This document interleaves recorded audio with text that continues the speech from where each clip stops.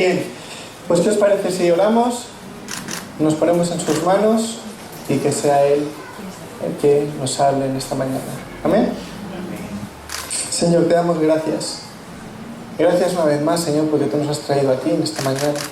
Gracias porque tú nos has regalado un día más de vida, Señor, y podemos venir aquí para escuchar tu palabra, Señor.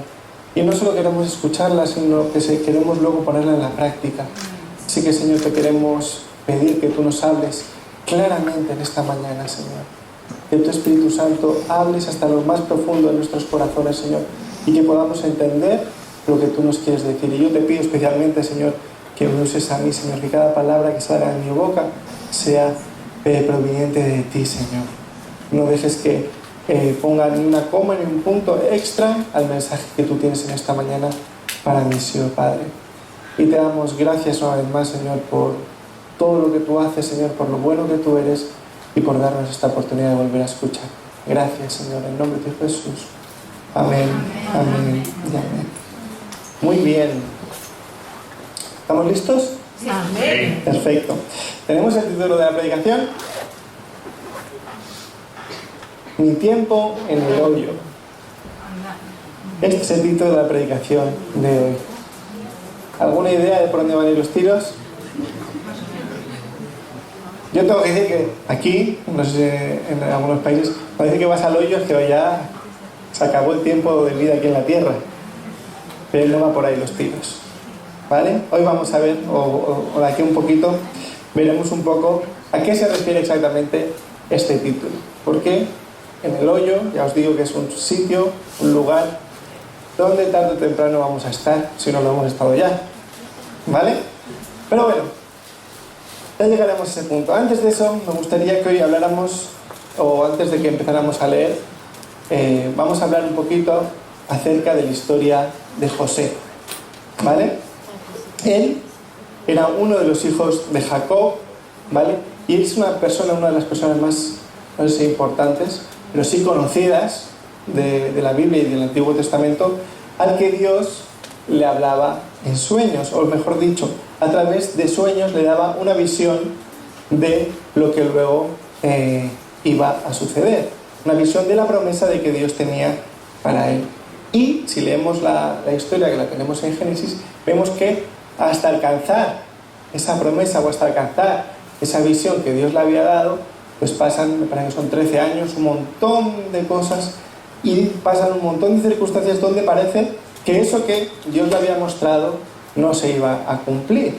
¿Vale? Esto lo digo para que lo leáis directamente en casa, porque no vamos a profundizar mucho, porque son muchas cosas.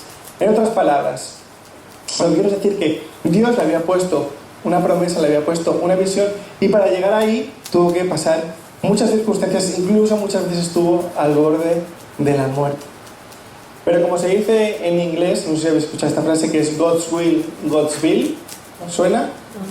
¿Qué quiere decir? Que es, si es el deseo de Dios, Dios se encarga de ello. Siempre, que como siempre dice Astrid, que el prójimo colabore, o que uno mismo colabore. Claro, porque si Dios te dice una cosa y no la haces, pues está complicado que lleguemos a ese punto, ¿no? Siempre que nosotros colaboremos. Dicho esto, vamos a leer Génesis 37, del 1 al 11 de momento, ¿vale? Para que si alguien no conoce la historia, la conozca un poquito. Dice: Jacob se estableció en la tierra de Canaán, donde su padre había residido como extranjero. Esta es la historia de Jacob y su familia. Cuando José tenía 17 años, apacentaba el rebaño junto a sus hermanos, los hijos de Bilha y de Zilpa, que eran concubinas de su padre. El joven José solía informar a su padre de la mala fama que tenían estos hermanos suyos. Israel, que es el mismo que Jacob, amaba a José más que a sus otros hijos, porque lo había tenido en su vejez. Por eso mandó que le confeccionaran una túnica muy elegante. Viendo a sus hermanos que su padre amaba más a José que a ellos, comenzaron a odiarlo y ni siquiera lo saludaban. Cierto día, José tuvo un sueño, y cuando se lo contó a sus hermanos, estos le tuvieron más odio todavía, pues les dijo: prestadme atención, que os voy a contar lo que he soñado. Resulta que estábamos todos nosotros en el campo atando gavillas. De pronto, mi gavilla se levantó y quedó erguida. mientras que las vuestras se juntaron alrededor de la mía y le hicieron reverencias. Sus hermanos replicaron: ¿de veras crees que vas a reinar sobre nosotros y que nos vas a someter? Y lo odiaron aún más por los sueños que él les contaba. Después José tuvo otro sueño y se lo contó a sus hermanos. Les dijo: tuve otro sueño en el que veía que el sol y la luna y 11 estrellas me hacían reverencias. Cuando se lo contó a su padre y a sus hermanos, su padre le reprendió: ¿qué quieres decirnos con este sueño que has tenido?, le preguntó. ¿Acaso tu madre, tus hermanos y yo vendremos a hacerte reverencias? Sus hermanos le tenían envidia, pero su padre meditaba en todo ello. Hasta aquí, de momento, ¿vale? Aquí vemos la historia de Jacob y especialmente de José y sus hijos, ¿vale? Concretamente, si leemos un poquito antes, vemos quiénes eran esos 11 hermanos de José. Que dice en el 35, este no lo tenemos, pero lo leo, dice que los hijos de Lea, ¿vale?, fueron Rubén, Jacob, Simeón, Leví, Judá, Isaacar y Zabulón. Los de Raquel, José y Benjamín. Los de Bilhá, que era la esclava de Raquel, fueron Dan y Neftalí. Los hijos de Zipa, que era la esclava de Lea, fueron Gad y Aser. Si lo leéis, veréis que eran estos hermanos y cómo, después de muchos líos, fueron teniendo unos y otros. Pero el que sí que nos dice claramente lo que hemos leído es que uno de ellos, Jacob, el padre lo quería más que al resto, porque dice que lo había tenido en su vejez, y si leemos un poquito antes vemos que, por decirlo así, lo había tenido, bueno, por decirlo así no, porque es así, con la mujer que él quería para su vida, que era Raquel, y este era José, ¿vale? También hemos leído que la relación de José con sus hermanos pues no era la mejor del mundo, ¿verdad? ¿Cuántos de aquí tenéis hermanos o habéis tenido hermanos? Ok, unos cuantos, ¿no? No estaréis de acuerdo conmigo, ¿no? Pero que muchas veces las relaciones entre hermanos suelen ser de amor-odio. ¿Sí o no? Igual no ahora mismo en esta etapa de vuestra vida, pero igual cuando erais pequeños, ¿no? Que en un rato estabais jugando súper bien o estabais queriéndoos mucho y al siguiente rato estabais ahí pegándoos con palos y con piedras y con lo que hubiera a mano, ¿no? Tengo una hermana y la verdad que cuando éramos pequeños esta relación de amor-odio la entiendo perfectamente, porque nos peleábamos mucho. Ella es un año más mayor que yo y hasta que tuvimos 15 años por ahí nos peleábamos mucho, pero también nos queríamos mucho según en la circunstancia donde estábamos. Y hoy en día veo esa relación de amor-odio también en mis hijos, porque también se pelean ahí donde los veis. Ahora que no están aquí, puedo hablar de ellos. ¿Y qué sucede? Que se pelean, se ponen a gritar, a llorar. Pues claro, llegamos nosotros y si han hecho algo mal, ¿qué toca? Un castigo. Y al momento Elías dice: no castigues a Ani, no le puedo. Digo: pues si te acaba de pegar un bofetón, no le castigues. Pues ahí no hay mejor ejemplo de ese que ver. Sí, a Ana le cuesta más hacer eso, pero bueno. El caso es que, cosas de hermanos, ¿vale? Lo curioso es que aquí vemos, o mejor dicho, no vemos esa relación de amor-odio, vemos una relación de odio y más odio casi, ¿no? Le odiaban, dice que le odiaban tanto que ni siquiera le saludaban, ni siquiera se dirigían a él. O sea, era como si hubiera un mueble en la casa, no le hacían ni caso. ¿Cómo habían llegado a ese punto de odiarle tanto que ni siquiera le saludes? Pues hemos leído unas cuantas cosas. El favorito de su padre. Un padre al principio pues, tiene que tratar de dar igualdad dentro de sus hijos, ¿no? Lo segundo, que pasa siempre muy desapercibido, era un chivato. ¿Lo habéis leído o no? ¿Habéis estado atentos? Sé que se le contaba a su padre todas las cosas malas que hacían sus hermanos.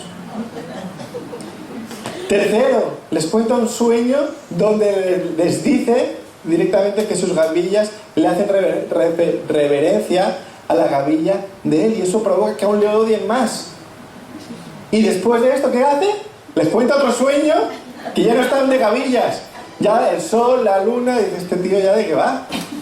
Las estrellas, todos ahí le hacen reverencia, y eso provoca que aún le odien mucho más. Y yo pienso, digo, entre hermanos siempre hay muchas historias. Seguro que había más historias de hermanos que la Biblia no nos cuenta. Por eso habían llegado a ese punto tan difícil, ¿no? Vemos que el ambiente en esa casa era un ambiente estupendo, ¿no? Era estupendo para alguna desgracia. Y ahora seguimos leyendo y vamos a ver la desgracia. Génesis 37, donde nos hemos quedado antes, que hemos leído hasta el 11, ahora estamos en el 12. Dice: en cierta ocasión, los hermanos de José se fueron a Siquem para apacentar las ovejas de su padre. Israel le dijo a José: tus hermanos están en Siquem apacentando las ovejas, quiero que vayas a verlos. Está bien, contestó José. Israel continuó: vete a ver si tus hermanos y el rebaño están bien y tráeme noticias frescas. Y lo envió desde el valle de Hebrón. Cuando José llegó a Siquem, un hombre lo encontró perdido en el campo y le preguntó: ¿qué andas buscando? Ando buscando a mis hermanos, contestó José. ¿Podrías tú indicarme dónde están apacentando el rebaño? Ya se han marchado de aquí, le informó el hombre. Les oí decir que se dirigían a Dotán. José siguió buscando a sus hermanos y los encontró cerca de Dotán. Como ellos lo vieron desde lejos, antes de que se acercara, tramaron un plan para matarlo. Se dijeron unos a otros: ahí viene ese soñador, ahora sí que le llegó la hora. Vamos a matarlo y echarlo a una de estas cisternas y diremos que lo devoró un animal salvaje. Y a ver en qué terminan sus sueños. Cuando Rubén escuchó esto, intentó librarlo de las garras de sus hermanos, así que les propuso: no lo matemos, no derraméis sangre, arrojadlo en esta cisterna del desierto, pero no le pongáis la mano encima. Rubén dijo esto porque su intención era rescatar a José y devolverlo a su padre. Cuando José llegó a donde estaban sus hermanos, le arrancaron la túnica muy elegante, lo agarraron y lo echaron a una cisterna que estaba vacía y seca. Luego se sentaron a comer. Hasta aquí vamos a leer en el día de hoy, y quien tenga curiosidad o quien quiera refrescar la historia luego puede seguir leyendo. ¿Vale? ¿Qué sucede en esta familia? Vemos que se van todos los hermanos de José a apacentar las ovejas, pero es curioso que él no fue. Iban todos menos él. ¿Por qué? Quizá porque era el favorito, o quizá para evitar problemas de convivencia, de que estuvieran juntos tanto tiempo. Jacob dice que inicialmente, o quiere que inicialmente se quede en casa, pero vemos que después le llama y pide que vaya a ver cómo están sus hermanos y las ovejas. ¿Por qué hace eso? No lo sabemos, ¿no? Igual era también para ver si esa relación mejoraba. Quizá cuando va a verles, seguro que les llevaba algo de la casa que no tenían ahí en medio del campo. Quizá lo hizo por eso, o quizá simplemente para ver cómo estaban. No lo sabemos. El caso es que es un poco raro eso, pero le lleva ahí. Lo importante, los hermanos lo ven de lejos, con esa túnica tan especial que solo él llevaba. Y, como hemos leído, con el odio que ellos arrastraban rápidamente, piensan en matarlo. Yo creo que ya le habían dado alguna vez vueltas a la cabeza, pero ahora se les presentaba la oportunidad de sus vidas para hacerlo. Estaban lejos de su casa, no estaba su padre por ahí, no había testigos, solo ellos, los hermanos. Era como: gracias Dios que me ha dado esta oportunidad. Eso es lo que pensarían ellos. Evidentemente no era así, ¿verdad? Entonces lo ven que va viniendo solo con esa túnica. Era la oportunidad que estaban esperando. Pero Rubén, que era el hermano mayor, era el primogénito, quizá el más maduro, o quizá el más temeroso de Dios, o de su padre, no lo sé, logra convencer al resto de no matarlo y meterlo en una cisterna. ¿Vale? La cisterna, para que hagáis una idea, es como el hoyo ese que hay ahí. Bueno, no era exactamente así, pero la cisterna o el hoyo era lo mismo. Claro, yo cuando leía cisterna pensaba en las cisternas que tenemos hoy en día, y ahí era difícil. ¿Cómo eran esas cisternas, o de qué servían esas cisternas donde le meten a él? Eran como unos hoyos que habían excavado en la tierra o en las rocas muchas veces, donde se usaban para guardar agua. Cuando llovía mucho se llenaba de agua y se quedaba ahí para que en el futuro quien fuera pudiera sacar agua de ahí y pudiera beber. Pero se ve que hacía mucho tiempo que no llovía y estaba seca. Y estas cisternas no tenían la forma que se ve ahí, que es como cuadrada. Tenían como si fuera una forma, para que os hagáis una idea, como si fuera de una botella un poco ancha. Arriba del todo, lo que está en contacto con la tierra era estrechito, y luego se iba abriendo. ¿Qué quiere decir eso? Que si estabas dentro era imposible salir porque te fuerzas. ¿Por qué? Porque no era una pared como esta, era una pared que se venía así. Entonces, o eras Spider-Man y te ibas subiendo así, o era imposible que caminaras sobre la pared con pendiente. Entonces, si estabas ahí, necesitabas siempre que alguien te echara una mano para poder salir, ¿verdad? Por tanto, si dejaban allí a José, si nadie pasaba por allí, pues lo más probable es que en 3 o 4 días se muriese de sed, porque hemos dicho que no había agua en esa cisterna, estaba seca. La pregunta interesante en esta mañana que os quiero lanzar es: ¿por qué creéis que José acaba allí?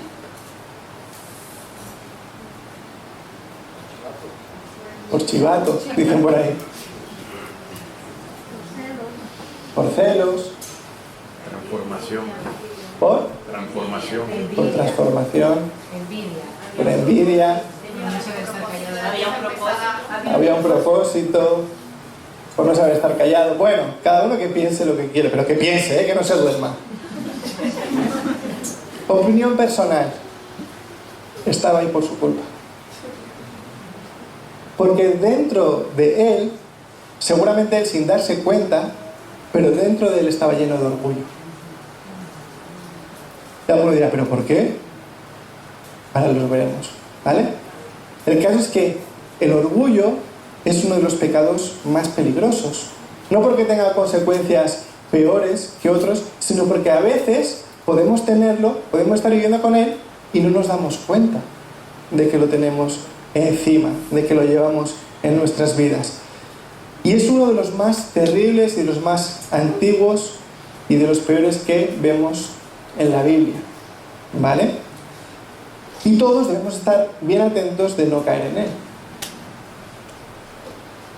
¿Quién sabe por qué cayó el diablo? Por orgullo. En 1 Timoteo 3:6, fijaros lo que dice: no debe ser un recién convertido, no sea que se vuelva presuntuoso, orgulloso, y caiga en la misma condenación en que cayó el diablo.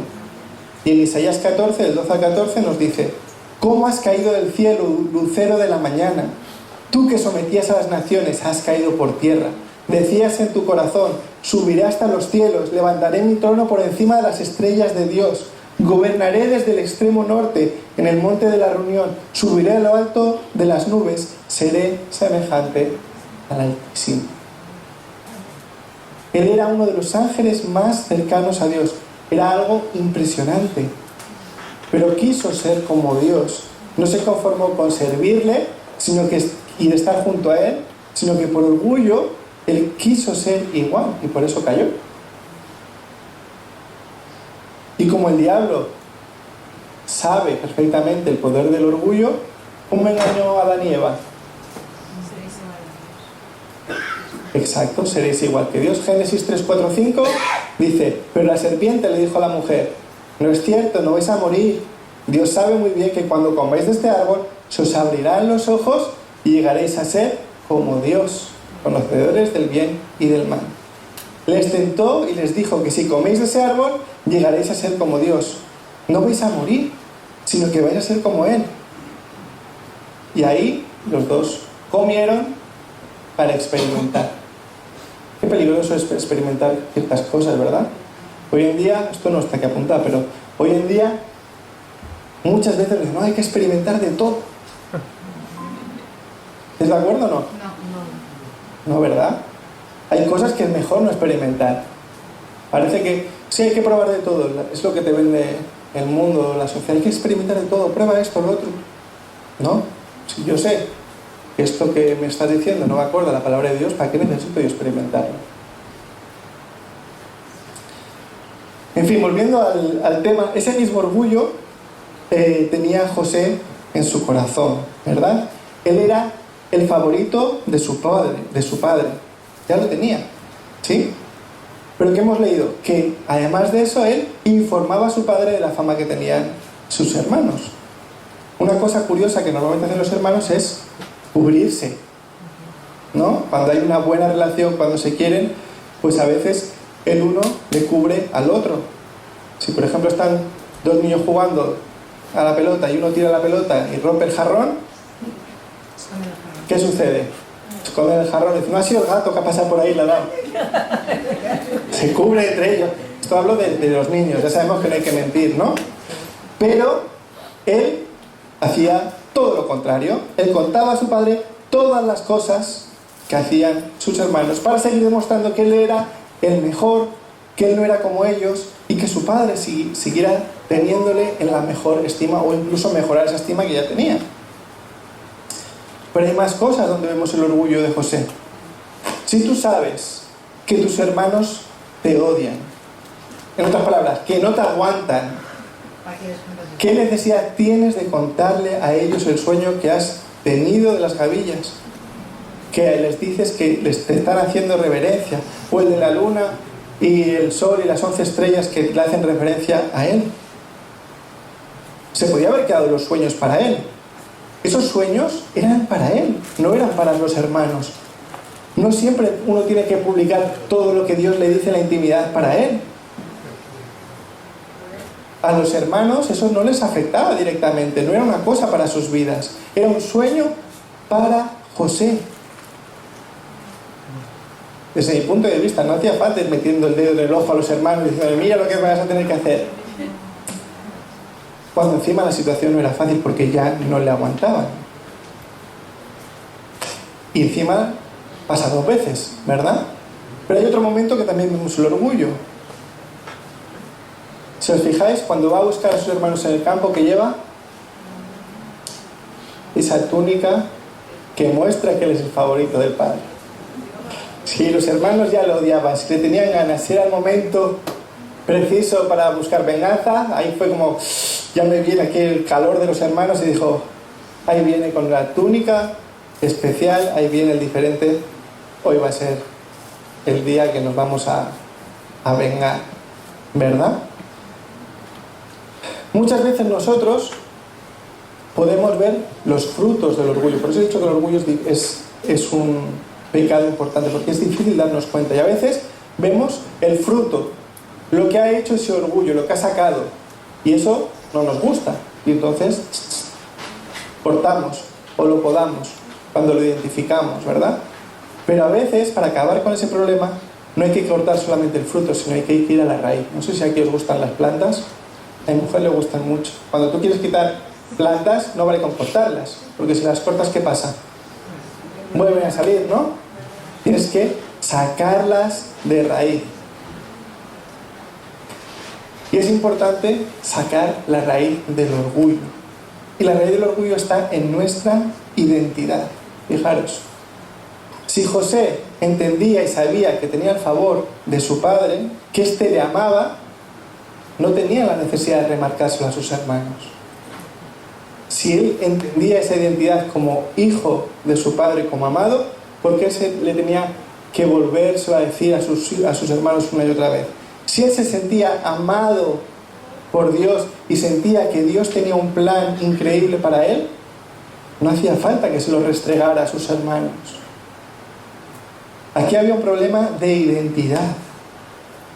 Y hoy en día, cuando vemos a alguien con orgullo, o con mucho orgullo, es porque necesita a la gente decir quién es él, lo que ha conseguido, qué es lo que tiene.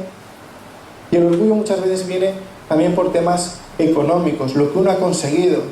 Las personas orgullosas les encanta siempre diciendo todas las cosas que han conseguido, repetirte el currículum cada día, las fortunas que han hecho, porque necesitan mostrar eso que para ellos es su identidad. Pero, curioso que las personas que realmente han conseguido, esto hablo a ojos del mundo, ¿no? Algo increíble o han hecho muchos logros, no van por ahí contándoselo a todo el mundo. No les hace falta, porque ellos ya saben lo que han hecho. ¿Sabéis quién es Amancio Ortega? Algunos y otros no. Él es el dueño de Zara, es la persona más rica de este país y una de las más ricas de todo el mundo. Y él no va contando, haciendo entrevistas, diciendo todo lo que ha logrado y lo grande que es y cómo ha sido un crack en los negocios y todas las expansiones que ha hecho. No lo vais a ver, pues no le hace falta. Cualquiera que ponga en Google su nombre ya verá todo lo que ha hecho. Cuando tú tienes tu identidad clara, no hace falta que tú la vayas contando. Y hoy en día mucha gente saca su identidad de lo que ha conseguido y eso es totalmente erróneo, sobre todo nosotros como cristianos. Y hay un peligro, que si no tenemos clara nuestra identidad, eso nos va a traer inseguridad. Y la causa del orgullo muchas veces es la inseguridad que hay en nuestros corazones. ¿Cuál es tu identidad? ¿De dónde la sacas? Es lo que nos deberíamos de preguntar. Fijaros, a Jesús mismo el diablo también intentó con ello. En Mateo 4, 3, 11, cuando es tentado, fijaros lo que le dice. Dice, el tentador se le acercó y le propuso, si eres el Hijo de Dios, ordena estas piedras que se conviertan en pan. Jesús le respondió, escrito está, no solo de pan vive el hombre, sino de toda palabra que sale de la boca de Dios.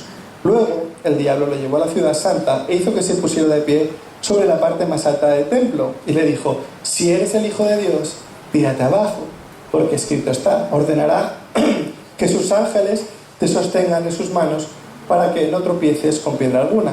También está escrito, no pongas a prueba al Señor tu Dios, le contestó Jesús. De nuevo lo tentó el diablo, llevándolo a una montaña muy alta y le mostró todos los reinos del mundo y su esplendor. Todo esto te daré si te postras y me adoras. Vete, Satanás, le dijo Jesús, porque escrito está, adora al Señor tu Dios y sírvele solamente a Él. Entonces el diablo lo dejó y unos ángeles acudieron a servirle. ¿Ven? Fijaros, el diablo tentó a Jesús y lo hizo sutilmente. Si eres el Hijo de Dios. Pero a Jesús no le hizo falta demostrárselo, porque él ya sabía quién era. Él podría haber hecho lo que le estaba diciendo. Ah, que me dices si yo soy el Hijo de Dios, si puedo hacer esto. Claro que puedo, pum.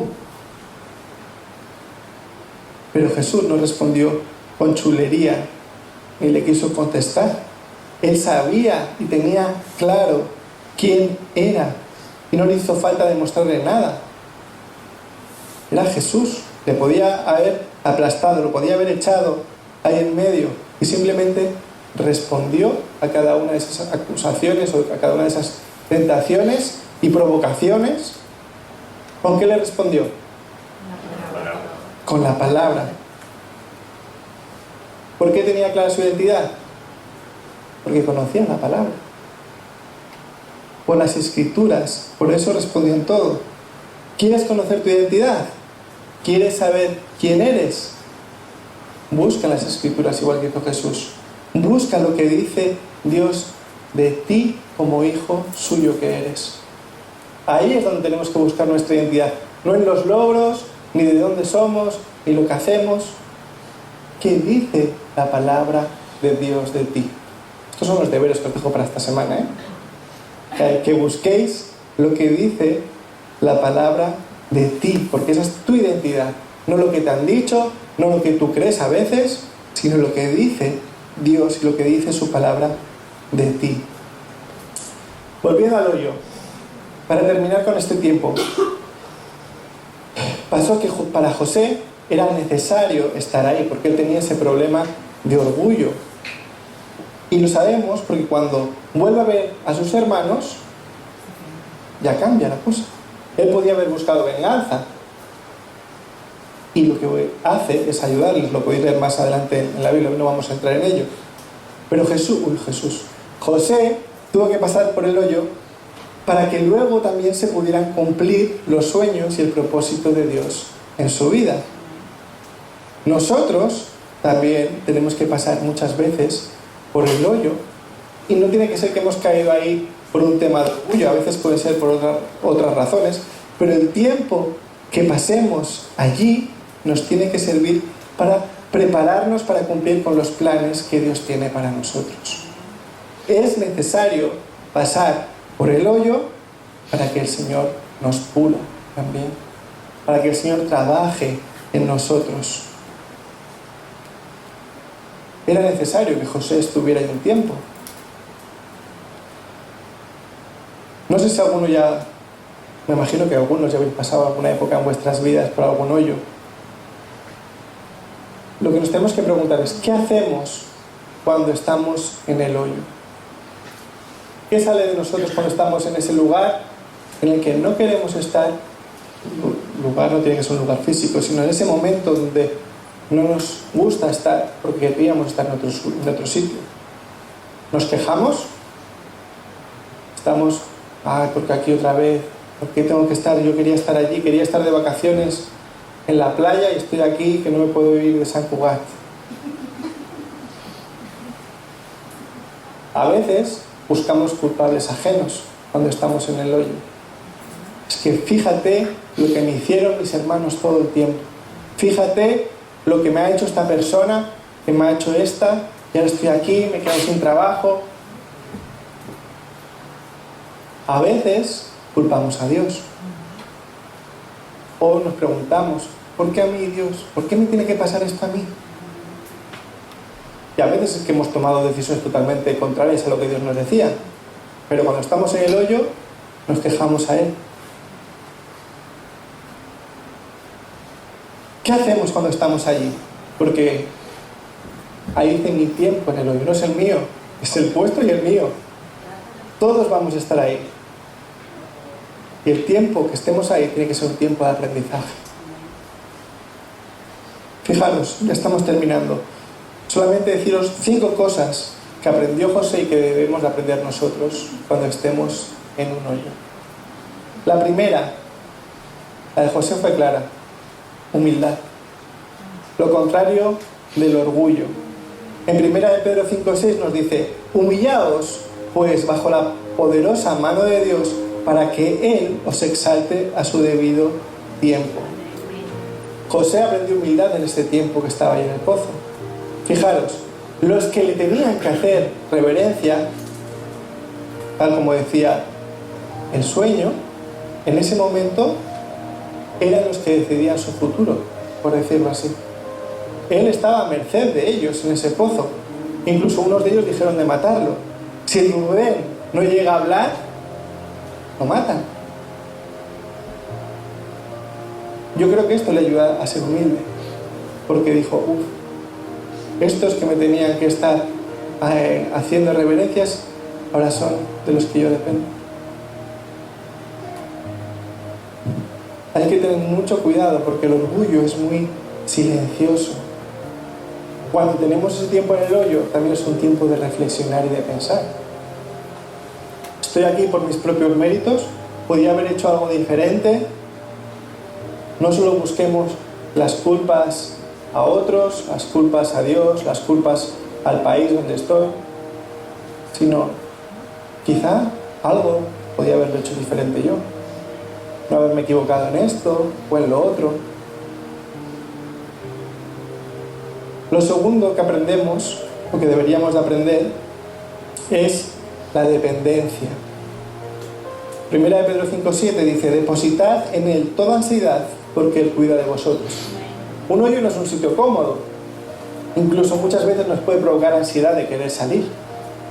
Pero Él nos está diciendo que confiemos en Él, que depositemos en Dios toda ansiedad, que Él nos va a cuidar.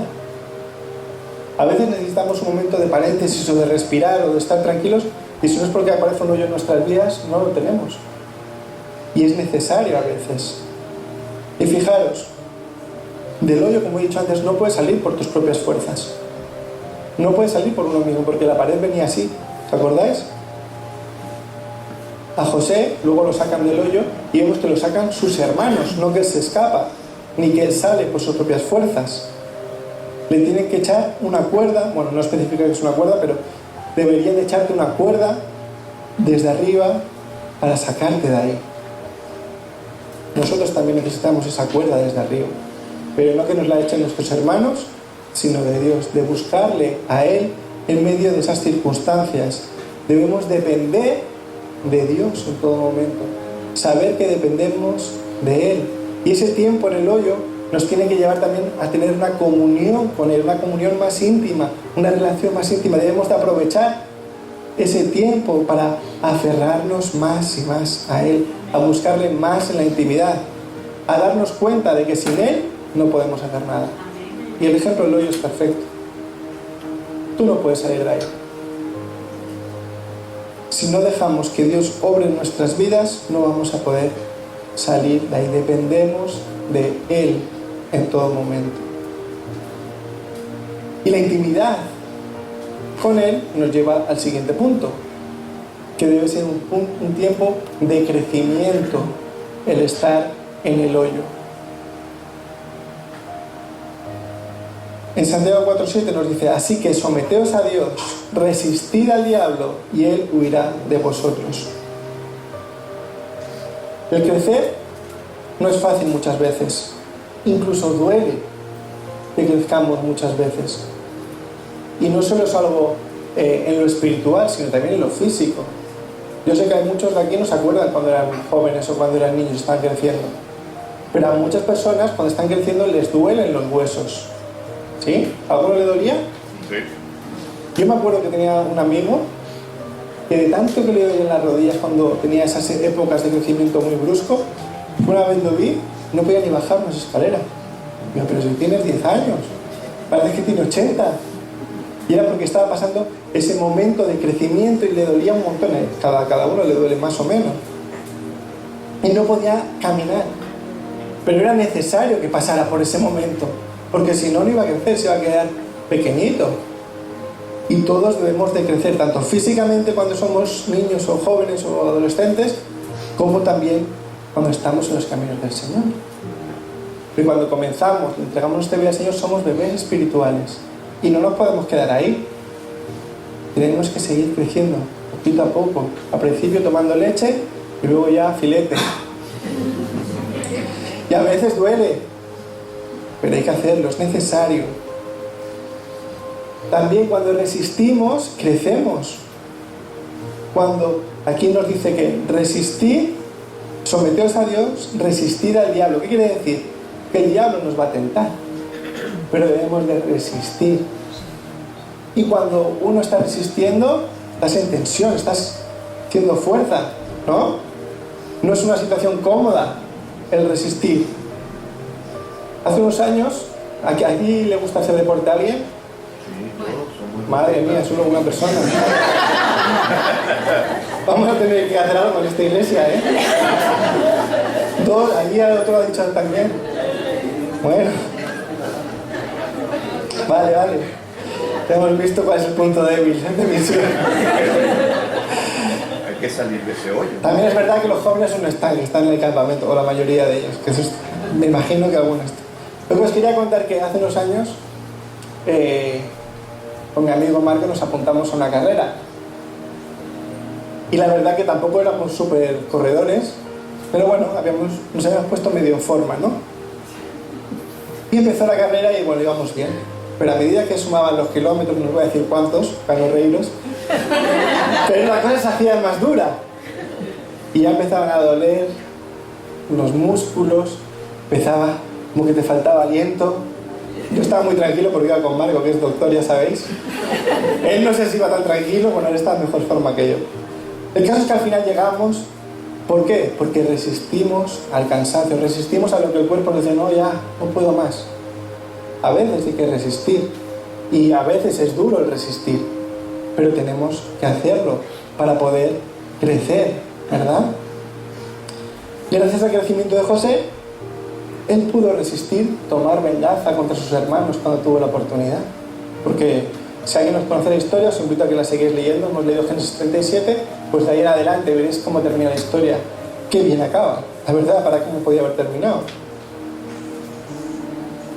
El crecimiento nos lleva al siguiente punto, que es discernimiento. Discernimiento. El crecimiento, cuando crecemos espiritualmente, eso nos tiene que llevar a tener discernimiento espiritual. Y esto es muy importante. ¿Por qué? Porque nos va a entender cuando las cosas vienen de Dios, cuando vienen del enemigo o cuando las hemos provocado nosotros. Porque muchas veces le echamos la culpa al enemigo y ha sido culpa nuestra. El enemigo dice, a mí no me acuses, que en esto no tengo nada que ver. Y el discernimiento nos va a ayudar a eso, a distinguir esas cosas. Apocalipsis 12:10 nos dice, luego oí en el cielo un gran clamor. Han llegado ya la salvación y el poder y el reino de nuestro Dios. Ha llegado ya la autoridad de su Cristo. Porque ha sido expulsado, aquí es donde quiero que prestéis atención, el acusador de nuestros hermanos. el que los acusaba día y noche delante de nuestro Dios. El enemigo va a acusarnos y va a traernos culpa a nuestras vidas, y tenemos que entender y saber discernir si lo que sentimos viene de Dios o es el enemigo que nos está atacando. Cuando tú tienes culpa por algo que te han hecho o algo que has podido hacer, llévalo al Señor y Él te lo va a quitar. Si hay un arrepentimiento verdadero, Él te va a limpiar. Si luego tú puedes hacer algo para compensar si has hecho algo, pues lo deberás de hacer también. Pero que algo te esté condenando continuamente, esas voces vienen del enemigo. Y tenemos que tener claro eso, tenemos que aprender a discernir bien las cosas de Dios y las que no son de Dios. ¿Sí? Igual que cuando vamos por ahí diciendo, no, es que Dios me ha dicho esto, Dios me ha dicho lo otro. Ok, está bien. Te lo ha dicho a ti, te lo ha dicho para que lo vayas publicando a todo el mundo. ¿Estás seguro que eso que has oído es de Dios? ¿O eso que has oído quizá te ha parecido a ti o quizá no viene de Dios? Hay que aprender a discernir. Nosotros somos un cuerpo, ¿verdad? Amén. Cuando el Señor da una instrucción importante, no solo se la va a dar a uno, la va a dar al cuerpo, a uno, a otro, y todos vamos a ir en esa consonancia. Es como si ahora que Dios me ha dicho que tenemos que pintar las paredes de morado en la iglesia. ¿Ok? Está bien, vamos a esperar si le dice a alguien más lo mismo, ¿no? Vamos a buscar que se lo diga a otra persona. Entonces, eso nos va a ayudar a discernir. Y lo último de que debemos de aprender en ese tiempo en el hoyo es que allí se afianza el propósito de Dios en tu vida. ¿Por qué?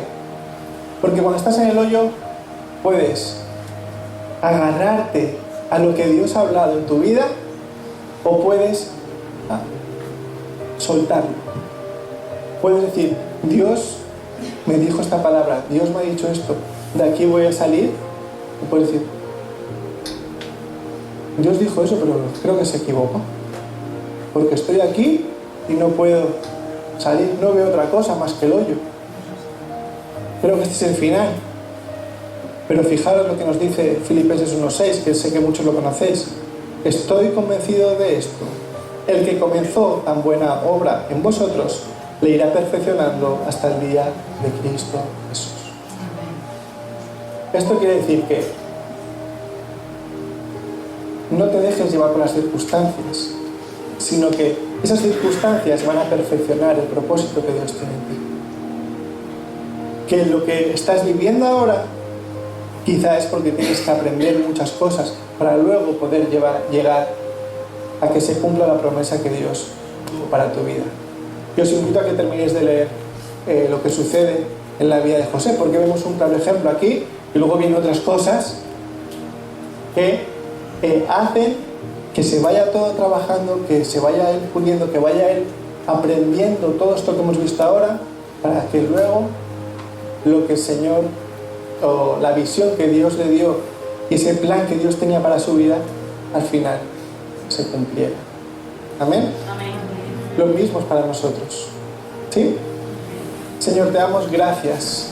Gracias una vez más, Señor, por esta mañana. Gracias por tu palabra en el día de hoy, Señor, y queremos pedirte ahora que seas tú el que nos ayudes a llevarla a la práctica. En primer lugar, Señor, que si hay orgullo en nuestras vidas, que tú nos lo muestres, que tú nos lo quites, Señor, que lo entregamos a ti.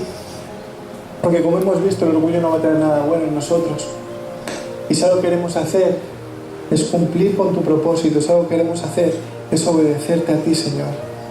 Así que si hay orgullo o cualquier otra cosa, te pedimos, Señor, que te la lleves, te la entregamos a ti, Señor, y te pedimos perdón por haberlo mantenido en nuestras vidas, Señor.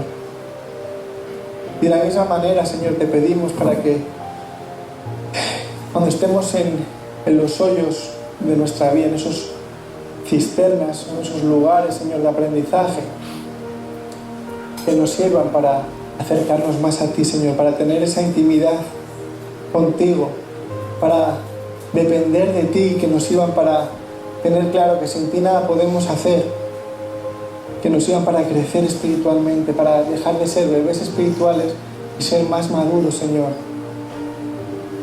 También para que tú nos des ese discernimiento que es necesario, que siempre podamos saber en las situaciones en las que estamos, sea porque tú nos lo has mandado, porque tú quieres que pasemos por ahí, o es el enemigo, o somos nosotros mismos los que la hemos liado y nos hemos embarrado. Y por último, Señor, te damos gracias por el propósito que tú tienes para cada uno de nosotros, para cada una de nuestras vidas, Señor. Te pedimos que sigas cuidándonos, que sigas, Señor, bendiciendo a cada una de las personas que están aquí en esta mañana, Señor. Porque si algo queremos es cumplir con el propósito para el cual tú nos creaste, es cumplir con nuestro llamado, Señor. Así que nos ponemos en tus manos una vez más, Señor, para que tú obres y el día que estemos cara a cara contigo, tú nos puedas decir eso de siervo fiel, Señor. Gracias, Padre, en el nombre de Jesús. Amén, amén, amén.